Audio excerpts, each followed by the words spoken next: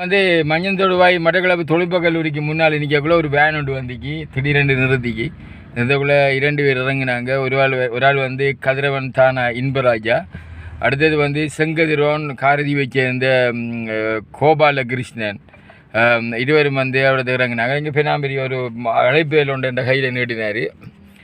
அப்போ அழைப்பேலில் நீட்டினோட பார்த்தா அது கிட்டத்தட்ட அழைப்பேலில் புத்தகமாக இருக்குது. எத்தனை பக்கம் அது? மொத்தம் 26 பக்கம். 6 பக்கம். இது என்ன அழைப்புதல், என்ன நடத்த போகிறீங்க, இங்கே நடத்த போகிறீங்க? உண்மையிலே ஒரு வித்தியாசமான ஒரு விளம்பரம் அல்லது நேர்காணல்னு சொல்லலாம் இதை. ஏனென்றால் பயணத்திலே வருகின்ற போது நாங்கள் உங்களுக்கு அழைப்புதல் தருவதற்காக அனுத்தாட்டினோம். உடனே அந்த ஓடி வந்த வாகனத்துக்கு இருந்து கொண்டே இந்த செய்தியை நாங்கள் சொல்லுகின்றோம். கண்ணகி கலை இலக்கிய விழா இது 10வது விழாவானது மண்முனை தென்மேற்கு பகுதியிலே மிக சிறப்பாக இடம்பெற இருக்கின்றது. அதிலே இந்த மாதம் 25, 26, 27, 28 4 நாட்கள் மிக மிக பிரமாண்டமான ஏற்பாடுகள் நடைபெற்று இந்த விழா இடம்பெற இருக்கு. எங்கே நடக்க போகுதுன்னு சொன்னீங்க? இது இப்போ முதலாவதாக ஒவ்வொன்றும் ஒவ்வொரு இடங்களிலே, உதாரணமாக முதலாம் நாள் போர்த்தேங்காய் உடைத்தல் மகளிர்தீவு ஸ்ரீ சித்தி விநாயகர் அருள்மிகு கண்ணகியம்மன் ஆலயம், அங்கு போர்த்தேங்காய் உடைத்தல் நிகழ்வு இடம்பெறும். 2ஆம் நாள் 26/9/2025 கொம்பு வரிதலும் உருக்கொடுத்தலும் மிக மிக அற்புதமாக இருக்கும். அது முதலைக்கூடா ஸ்ரீ பாலையடி விநாயகர் அருள்மிகு கண்ணகியம்மன் ஆலயத்தில் இடம்பெறுகிறது. திரும்ப அதே நாள் கொம்புமுறை விளையாட்டு இருக்கிறது. எங்களுடைய பாரம்பரியம் மீறாத வகையிலே அனைவரும் மெய்சிலிர்த்து பார்க்கக்கூடிய வகையிலே இடம்பெறுகின்ற கொம்புமுறை விளையாட்டு முனைக்காடு ஸ்ரீ சித்தி விநாயகர் அருள்மிகு கண்ணகியம்மன் ஆலயம் மற்றும் முனைக்காடு ராமகிருஷ்ணா விளையாட்டு மைதானத்திலே சிறப்பாக இடம்பெறுகின்றது. அதன் பிற்பாடு 27, 28ஆம் தேதிகளிலே சனி ஞாயிற்றுக்கிழமைகளிலே மகளிர்தீவு கலாசார மண்டபத்திலே தொடக்க விழா, நிறைவு விழா, பல்வேறுபட்ட அமர்வுகள், ஆய்வரங்கம், கலையரங்கம் என்று நிகழ்வுகள் களை கட்ட இருக்கின்றது. இந்த 4 நாட்கள் முடிந்து ஞாயிற்றுக்கிழமை இரவு விடிய விடிய கூத்து வந்தால் பார்க்கலாம். மகளிர்தீவு கண்ணகியம்மன் ஆலயம் ஒன்றிலே 4 கூத்துகள் வட்டக்கலரிலே ஆடப்பட இருக்கின்றது. உங்களோட நண்பர் அவரை காணல, மற்றவர் அவரை பேர் என்ன? பூவால். பூவால சிங்கம். அவர் இல்லையா? அவர் இருக்க நிகழ்வு பார்க்க வருவார், நிகழ்வில் பங்கு பெற்றுவார். அவருடைய இல்லை உங்களோட நிற்பர் காணல. அப்படி இருக்கக்குள்ள அதாவது ஒரு எப்படி சொல்லலாம்னு சொன்னால், முத்தமிழுக்கு புத்துயிர் அளித்த வித்தகன் பியூலானந்த அடிகளில், அதுவும் ஒரு பெரிய ஒரு குடும்பத்தில் அன்றைக்கு நாம் வந்து ஒரு தொழில்நுட்ப உதவியாளராக கண்ட செங்கதிரோன் கோபாலரத்னம் அவர்கள், கோபாலகிருஷ்ணன் அவர்தான் இந்த கண்ணகி கலை இலக்கிய கூடலுடைய தலைவராக. கோபாலகிருஷ்ணனை உங்களுக்கு இப்போ தெரியும்.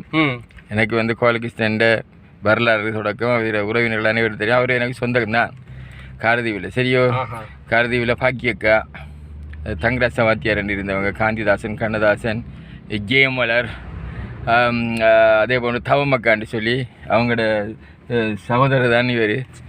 அவர் என்ன அடையாளம் கண்டாரது இல்லை, ஆனால் நான் அவரை சொல்லுவேன். அப்போ அந்த வகையில் அவர் மிகவும் பேர் கொடுத்தார். அது மாத்திரமில்லை, அவர் ஒரு முன்னாள் என்னென்னு சொன்னால் ஒரு தமிழ்த்துக்காக போராட சென்ற பல பிரிவுகள் இருக்குது. அதில் ஒரு பிரிவில் ஊர்னவர் அவர்.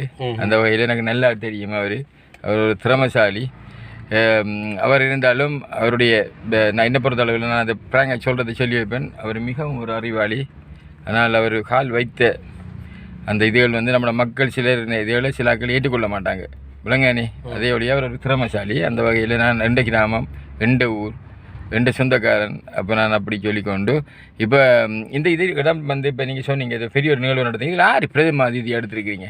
இது ஒவ்வொரு அமர்வுகளுக்கும் 3 முதன்மை அதிதிகள், 12 சிறப்பு அதிதிகள், கிட்டத்தட்ட இந்த அழைப்பிதழில் 250க்கும் மேற்பட்ட விருந்தினர்கள், அதிதிகள் பங்கு பெற்று இருக்கின்றார்கள். அவ்வாறு இந்த அதிதிகளுடைய ஏற்பாடுகள் இடம்பெற்றுக் கொண்டிருக்கிறது. அதிதிகளுடைய ஏற்பாடு. அப்போ பிரதம அதிதியாக யார்? அதான் ஒவ்வொரு இப்போ சொல்ல போனால் ஒவ்வொரு நிகழ்வுக்கும் ஒவ்வொரு 3 நிறைய பேர் இருக்கிறாங்க. அது இந்த 26 பக்கம், இது 26 பக்கம், 26 பக்கங்களை கொண்ட அழைப்பு. இந்த இலங்கையில் உலக ரீதியாகவே நடைபெறுகின்ற இலக்கிய விழாக்களிலே அதிகமான பக்கங்களோடு, அதிகமான அதிதிகளோடு, அதிகமான புத்தக வழிகளோடு, அதிகமான நாட்களோடு, அதிகமான மக்கள் பங்கு பற்றலோடு இடம்பெறுகின்ற விழா இந்த கண்ணகி. அது மாத்திரம் கொம்பு முறி தேங்காய் விடுது இவையெல்லாம் ஒவ்வொரு கிராமத்துக்கு அங்கே படுவாங்கரை பிரதேசம் பண்ணக்குள்ள உங்களுக்கு தெரியும் வந்து படுவாங்கரை சொன்னா வீரம் சரிந்த விளைநிலம் படுவாங்கரையில் நடக்கிற இந்த நிகழ்வுகள் வந்து பார்க்கக்குள்ள அந்த காலத்திலே இன்று இல்லை அது அன்றும் பார்த்தா சில கிராமங்களில் இப்போ பார்த்தீங்க அந்த கொம்பு முறி விளையாட்டு வந்து முனைத்தீவில் முனைத்தீவு முனைக்காடு போன்ற கிராமம் அதை போர்த்தேங்க அப்படித்தில் முனைக்காடு நடக்க போகுது. அந்த நிகழ்வுகள் அப்படி பார்க்கல அந்த ஒவ்வொன்று அந்த கிராமத்திலையும் எது ஸ்பெஷலைசேஷனோ அதை எடுத்து வடிவாள வைக்கிறீங்க. அதுக்கு எனது வாழ்த்துக்களை தெரிவித்தவனாக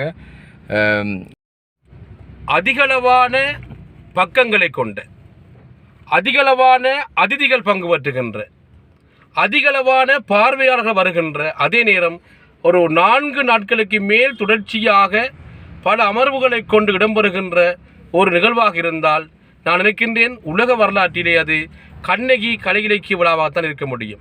இந்த விழாவிற்கான அழைப்பிதழ்களை நானும் தலைவர் செங்கதிரோன் தானா கோபாலகிருஷ்ணன் ஐயா அவர்களும் கொடுத்து வருகின்ற போதுதான் உங்களை கண்டதும் நாங்கள் அதை நிறுத்தி இந்த அழைப்பிதழை எப்படியோ என்று உங்களை கையில் ஒப்படைத்திருப்போம். கண்டதும் சந்தோஷமாக போய்விட்டு அழைப்பிதழை கையெழுப்பதற்காக நாங்கள் எங்கள் வாகனத்தை நிறுத்தாட்டினோம். செங்கதிரோன் தம்பியப்பா கோபால கிருஷ்ணன் அது ஞாபகம் இன்னும் மறக்கல. தம்பியப்பா கோபால கிருஷ்ணன் பொதுவாக பார்க்கல தம்பியப்பா கோபால கிருஷ்ணன் சொன்னால் அதாவது எனது கிராமம் முத்தமிழுக்கு புத்துயிர் அடித்த வித்தகன் விபுலானந்த அடிகளை ஈண்டெடுத்த ஒரு கிராமம். அது மாத்திரமில்லை மிக கல்விமான்களை புத்திஜீவிகளை பல போராளிகளை தமிழுக்காக பாடுபட்ட பலரை உருவாக்கிய கிராமம். அந்த கிராமத்திலே செங்கதிரோனை அவர்களை நான் 2 நாட்களுக்கு பின்பு தற்போது சந்திக்கின்றேன்.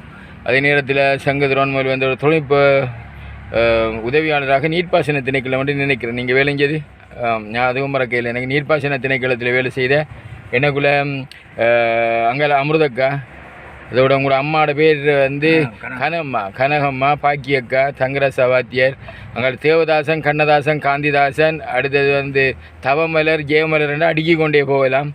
என்றும் எனது அன்பு மாறாத அந்த குடும்பம். அந்த குடும்பத்தில் நீங்கள் இந்த இதில் எவ்வாறு சம்மந்தப்படுறீங்க? இதில் இந்த இந்த அழைப்பில் உடனிக்கிறீங்க, இதுக்கு உங்களுக்கு என்ன தொடர்பு? கண்ணகி கலை இலக்கிய கூடலை நாங்கள் உருவாக்குற போது அதன் சாபக தலைவராக நான் தான் இருந்து அதை உருவாக்கினேன். அது கதிரவன் என்றவர்களெல்லாம் எங்களோட அப்போது ஆரம்பத்தில் இருந்து இணைந்து கொண்டவர்கள். அது காரணம் என்னவென்றால் எங்களுடைய இந்த மண்ணிலே இருக்கக்கூடிய எங்களுடைய குணாம்சங்கள் உங்களுக்கு தெரியும். கிழக்கிழங்கை தமிழ் சமூகம் ஒரு வஞ்சகமற்ற வாழ்க்கை முறையை கொண்டது. விருந்திருக்க உண்ணாத அந்த வேளாண்மைத்தன்மை என்றால் விருந்தோம்பல் பண்பு, வந்தாரை வரவேற்று வாழ வைக்கிற அந்த போக்கு, சகோதரத்துவ மனப்பான்மை, இப்படியான அந்த குணாம்சங்களுக்கு பண்பாட்டுக்கு விளிமியங்களுக்கு அடிப்படையாக இருக்கிறது இந்த கலை இலக்கியங்கள், இந்த மண்ணில் விளைந்த கலை இலக்கியங்கள். இந்த கலை இலக்கியங்களுக்கு குறிப்பாக பிரதானமாக இந்த கண்ணகி தொன்மங்களை, கண்ணகி நம்பிக்கையை அடியொட்டிய கண்ணகி வளைக்குறை காவியம், ஊசுற்று காவியம், குளித்தி பாடல், காவடி சிந்து, கண்ணகி வசந்தன், கண்ணகி இந்த கலைகள் இலக்கியங்களும் இணைந்த இந்த மண்ணில் விளைந்த இந்த கண்ணகியை அடிப்படையாக வைத்த இலக்கியங்கள் கலைகள் தான் எங்களுடைய இந்த வாழ்வியல் கோலங்களாக, எங்களுடைய பெருமைப்பட்டு சொல்லக்கூடிய வாழ்வு இலக்கியமாக உருப்பெற்றிருக்கின்றன. ஆகவே எங்களுடைய கிழக்கிழங்கு தமிழ் பண்பாட்டு அடையாளம் கண்ணகி தான். ஆகவே அந்த பண்பாட்டு தளத்திலே மக்களை ஒன்றிணைத்து எங்களுடைய இந்த பாரம்பரிய கலைகள் எல்லாம் இப்போது உங்களுக்கு தெரியும். இந்த தகவல் தொழில்நுட்பத்தினுடைய அதீத வளர்ச்சி, நுகர்வு கலாச்சாரம், உலகமயமாக்கம், இயந்திர நாகரிகம், பல்தேசிய கம்பெனிகளுடைய அந்த செயற்பாடுகள், இவைகளெல்லாம் எங்களுடைய அந்த பாரம்பரிய கலைகள் தன்னுடைய கற்பை இழக்கின்ற நிலையிலே அதை அப்படி போக விடாமல் காப்பாற்றி அடுத்த சந்ததிக்கு அதை கடத்துகின்ற பணிகளை முன்னெடுப்பதற்கு ஒரு நிறுவனம் பயப்பட்ட அமைப்பு வேணும் என்று நாங்கள் கருதிய போதுதான் இந்த கண்ணகி கலை இலக்கிய கூடல் உருவானது. அதன் ஊடாகத்தான் இந்த நிகழ்வு செய்ய போகிறீங்க. ஆம். இந்த நிகழ்வுக்கு என்ன பேர் விட்டுருக்கீங்க? கண்ணகி கலை இலக்கிய விழா. எத்தனை நாட்கள் நடக்குது? இம்முறை 4 நாட்கள் நடக்கிறது. இதுக்கு முதல் நடந்த விழாக்களிலே 3 நாட்கள் நடந்த சம்பவங்களும் இருக்கின்றன, இரு நாட்கள் நடந்த சம்பவங்களும் இருக்கின்றன. இம்முறை இந்த மண்முனை தென்மேற்கு பிரதேசத்திலே அங்கே அந்த அந்த அந்த அந்த மண்ணுக்கு பிரசித்தமான அந்த போர்த்தேங்காய் அடித்தல், கும்புபுர விளையாட்டுகளையும் ஊர் மக்கள் விரும்புகிறபடியினால் அவற்றையும் உள்ளடக்கி இந்த எங்களுடைய நிகழ்வை நடத்த வேண்டும் என்பதால் 4 நாட்கள் நடத்துகிறோம். பண்பாட்டு பாரம்பரிய விளிமியங்களை காப்பாற்றுகின்ற மண்ணான படுவாங்கரை பிரதேசமான வீரம்பிள்ளை இந்த பிள்ளை நிலத்தில் இதை நீங்கள் நடத்துகிறதை விட்டு நான் பெருமை அடைகிறேன். அந்த வகையில் இறுதியாக என்ன சொல்ல போகிறீங்க? இறுதியாக சொல்ல விரும்புவது என்னவென்றால், இந்த கிழக்கிழங்கை தமிழ் சமூகம் ஒரு பண்பாட்டு தளத்தில் ஒன்றிணைய வேண்டும். நான் நேரடியாக கூறப்போனால், அரசியலால் சாதிக்க முடியாத விடயங்களை, அரசியல் எங்கள் மக்களை ஒன்றுபடுத்தவில்லை. அரசியல் நான் இங்கே வந்து கட்சி அரசியல் பேசவில்லை, பொதுவான பேசுகிறேன். எங்களுடைய அரசியல் எங்கள் மக்களை ஒன்றுபடுத்தவில்லை.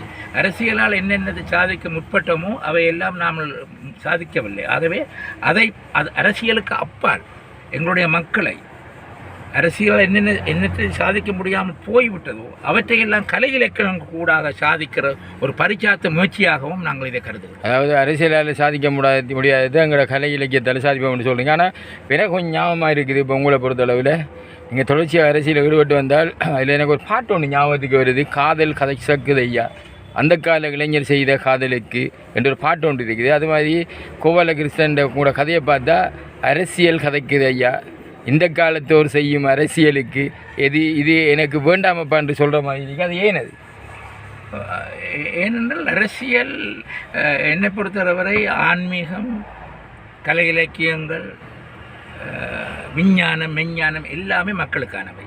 அரசியலும் மக்களுக்கானவை தான்.